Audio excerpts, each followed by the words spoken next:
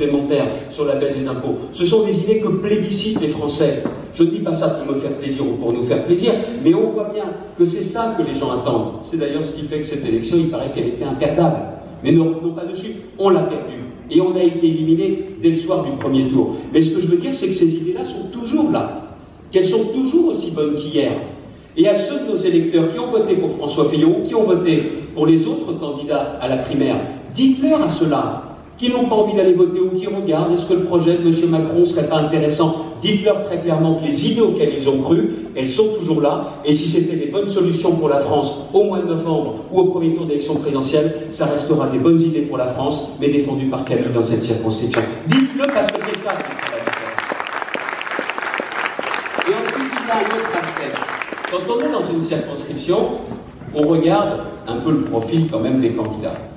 Et là, notamment sur les candidats d'En Marche, on ne se rend pas bien compte quelle est la composition de l'ensemble des candidats aux législatives d'En Marche. On regardera les choses dans son ensemble, dans leur ensemble, après l'élection législative. Mais excusez-moi, il y a une chose que personne n'a vue, c'est qu'En Marche et les candidats d'En Marche, ça penche sacrément à gauche. Je ne savais pas si vous le saviez, je ne sais pas si vous avez regardé, mais sur à peu près 500 candidats qu'ils ont présentés, il y en a plus d'un quart qui vient de la gauche socialiste. C'est-à-dire qui venaient du Parti socialiste, ou qui venaient par exemple des Verts, ou qui venaient notamment des radicaux de gauche. On nous présente comme quoi ce sont des candidats complètement neufs, mais il faut savoir que même si on regarde circonscription par circonscription, on ne s'en rend pas compte. Il faut se reculer un peu comme pour bien voir un tableau. Le tableau d'En Marche et des candidats d'En Marche, ça penche singulièrement à gauche. Et les Français qui veulent de l'équilibre, eh bien, si vous voulez équilibrer, c'est simple, il faut aussi voter pour les candidats de la droite et du centre. C'est aussi simple que ça.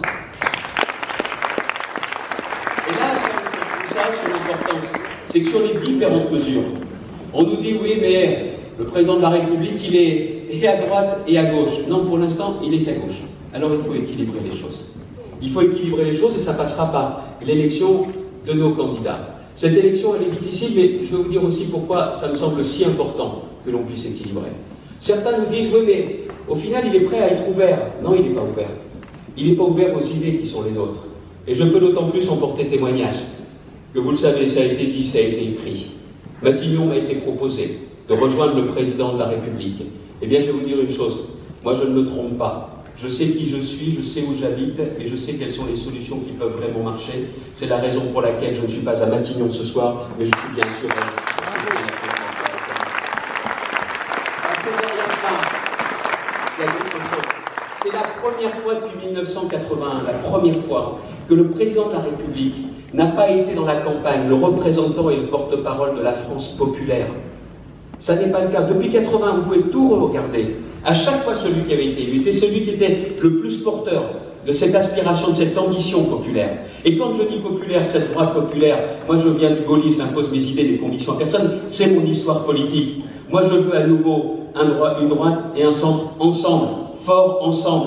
Une droite qui parle en même temps à l'ouvrier et au chef d'entreprise, en même temps à l'infirmière et au chirurgien, en même temps aux fonctionnaires, mais aussi à l'artisan, qui parle à tout le monde et qui met sur un même plan l'autorité, la nation, le travail et la justice. Voilà la droite que nous voulons.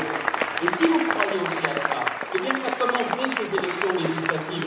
M. Macron, d'une certaine façon, le projet d'En Marche, ça parle surtout aux gens qui vivent dans les très grandes métropoles, et plutôt à des gens qui n'ont pas de problème. Il parle très bien, le président, à la France qui va très bien.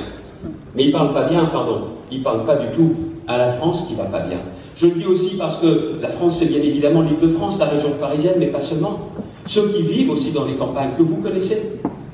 Ils vous disent qu'ils sont en train de mourir à petit feu et que tout le monde les oublie, pas nous. Vous avez aussi ces familles qui sont inquiètes, qui souffrent. Vous avez ces familles qui ont du mal à joindre les deux bouts. Eh bien, ceux-là ne se reconnaissent pas dans le monde d'En Marche. Bien sûr qu'on a besoin de start-up, et je vais même plus loin, on a besoin de beaucoup plus de start-up et de start-upers, mais on aura toujours besoin d'artisans, de commerçants et d'agriculteurs. Nous ne sommes pas là pour parler, nous seulement, à cette France qui ne va pas bien, mais nous sommes les seuls, LR et UDI, à pouvoir rapprocher ces deux France, réconcilier ces deux France, les rassembler pour que ça n'en forme plus qu'une. Eux, ils ne cherchent à parler qu'à la France qui va bien. Nous, nous voulons une seule France et une France qui aille mieux. C'est toute la différence entre En Marche et LR et UDI. Alors cette élection, elle est difficile. difficile, je le vois bien, je le sais bien, parce que tout le monde est chamboulé. Et pour le reste, on nous avait promis un monde nouveau, un monde meilleur en politique. Et excusez-moi, là, il y a un véritable sujet avec M. Ferrand. Alors, je vais être clair, je ne fais pas partie de ceux qui aboient sur les candidats et qui exigent telle ou telle décision. C'est au président de la République de prendre ses responsabilités.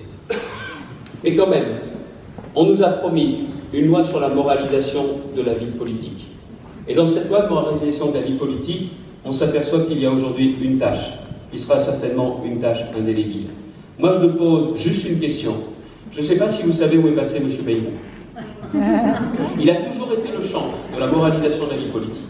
Il a toujours été celui qui a pourfendu ceux qui s'écartaient pas seulement de la légalité, mais aussi de la moralité. J'aimerais savoir pourquoi, sur ce dossier-là, il ne s'exprime pas. Et qu'on ne me dise pas que c'est parce qu'il y a des consultations à faire sur la loi, j'attends clairement qu'il s'exprime. Le président de la République, ce matin, a dit que non seulement ce n'était pas à la presse de juger, mais qu'en plus il demandait au ministre une totale solidarité. C'est-à-dire en clair, taisez-vous sur ce sujet. J'aimerais savoir pourquoi lui, qui avait dit que l'ADN d'En Marche, c'était la probité et l'exemplarité, pourquoi il a tout oublié depuis son élection. Ce que je veux tout simplement vous dire, c'est que s'ils veulent vraiment nous montrer que les choses sont en train de changer, alors ils prennent les décisions qui s'imposent. Mais s'ils ne le font pas, ça veut dire tout simplement que ce qui les intéresse, c'est la place. Et la place, pourquoi faire? Eh bien, je vais vous dire, moi j'ai les plus grandes inquiétudes et je suis davantage rassuré en faisant campagne pour une candidate comme Camille. L'enjeu de cette élection, c'est les 5 années qui viennent pour notre pays. L'enjeu de cette élection, c'est de savoir qui vous représentera dans cette circonscription.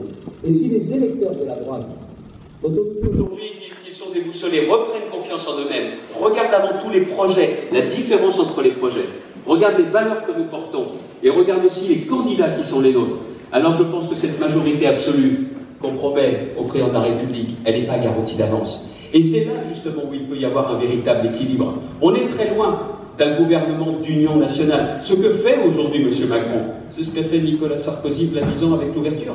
C'est ce qu'a fait François Mitterrand en 1988, avec également cette ouverture. Au fond, les gens rêveraient d'un monde politique dans lequel on prend les meilleures idées de part et d'autre, et on prend celles et ceux qui peuvent porter ces réformes. On en est très loin. Il ne veut pas ça, le président de la République. Alors je dis, vous n'aurez pas avec nous une droite revancharde et agressive. Mais je pense aussi que les Français, au fond d'eux, ne veulent pas faire un chèque en blanc pendant 5 ans avec les candidats d'En Marche. Il y a une troisième voie, il y a une autre voie, et dans cette circonscription, c'est la voie de l'élection de Camille.